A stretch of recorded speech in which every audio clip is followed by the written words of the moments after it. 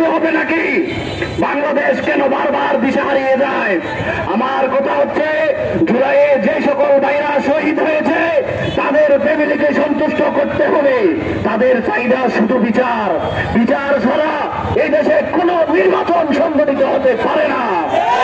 সংস্কার ছাড়া এই দেশে কোনো নির্বাচন সংগঠিত হতে পারে না। জুলাইয়ের ঘোষণাপত্র নিয়ে যে তালবানা শুরু হয়েছে, সরকারকে বলতে চাই, ছাত্র শিবির যদি আবার মাঠে নামে, কুমিল্লা যদি আবার মাঠে নামে, সামলাতে পারবেন না, সামলাতে পারবেন না। আপনাদের প্রতি অনুরোধ হচ্ছে, জুলাইয়ের ঘোষণাপত্র নিয়ে কোন ধরনের তালবানা করবেন না।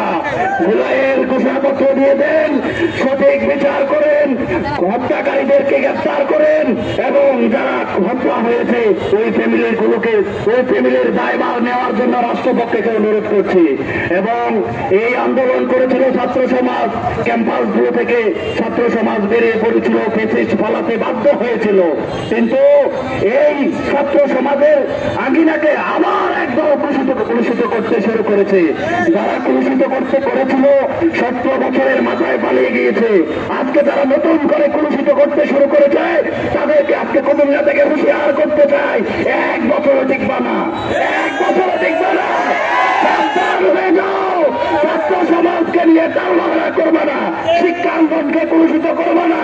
সাবধান করে দিচ্ছে কুমিল্লা থেকে। ছাত্র সমাজকে ছাত্র শিবিরের পক্ষ থেকে লাল গোলাপ শুভেচ্ছা দিয়ে ছাত্র শিবিরের